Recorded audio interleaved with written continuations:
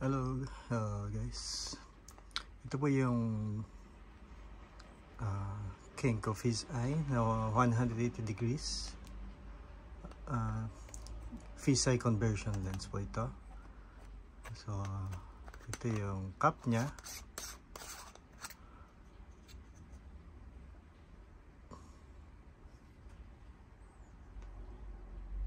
Ito yung cup.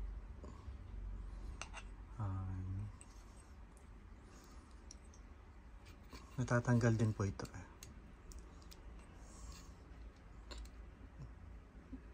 Hindi pa na-try na tanggalin to. Nasubukan ko lang siya i-test shot ng isang gabi.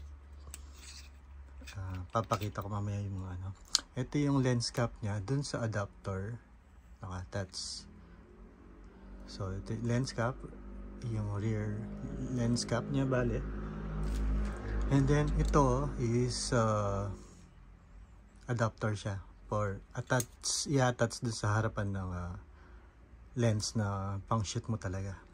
So yung sample na ginamit ko is yung Minolta MC Rocker na 55mm f1.7. Yun ang ginamit ko dun sa tinest ko rin sa APS-C camera, Fuji X-T3. And there's a full frame camera na Sony Alpha 7R2. So ito yung pang-attach sa lens, doon sa front ng lens, doon sa filter thread niya. So ito yung mismong lens. Yan. Tapos yung adapter, kung alin yung yung size ng filter thread ng lens na gagamitin nyo pang adapt. Ito yung 52mm. So yung lens na may 52mm na thread filter size, doon ko in-attach. So halimbawa yung sa inyo 49mm yung filter thread nyo sa inyo lens, kakailangan niyo ng adapter, parang step down adapter. Yan, from 50 hindi ko alam yung size ito i-search ko. Yan yung size na mismo ng lens to. So ito 52mm, in-attach ko dun sa Minolta lens na 52mm thread yung dito sa harapan niya para ma-convert niya ng fisheye 180 degrees. So ito I don't think mga 1975, 76 yata nung inilabas to, kung hindi ako nagkakamali. Sa search ko pa ulit. Ayan, bali 180 degrees yung coverage niya. So para siyang yung flat na side by side pabilog. Makikita niyo sa sample shot ko. So ano lang yun,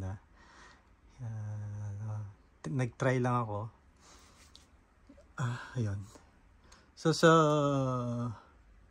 full frame, makikita niyo yung circular na fisheye. Circular fisheye. So yung sa side niya, sa gilid, may black siya.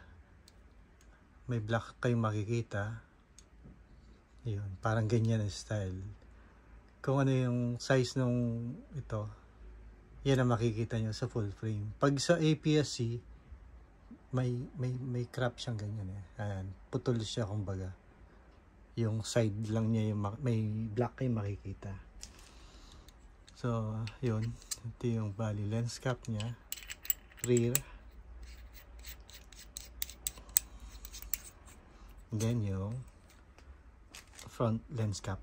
Kenko pala to, Kenko na fisheye conversion lens, made in Japan. So, ayun, from f3.5 siya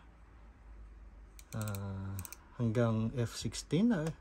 Hindi ko gano'ng maano itong paano ina-adjust itong aperture na to. Yan, naikot pa yan. Pero hindi siya, makikita nyo dun f22 hanggang f80 pero hindi siya na anong ganun. So ang ginagamit ko lang yun, nung sinample ko f3.5 or f5.6 ganyan, doon ko nilagay. Tapos yung sa lens ko naka f1.7 yata ako nun. Ayan, so, makikita niyo yung sample dun sa mga picture. So ayun, yun lang. Thank you. Sana po kung may gustong balak na bumili ng used na ganito, makikita niyo sample. So ayan, thank you very much. Mamaya i-ano ko yung yung mga sample picture. Thank you, bye bye.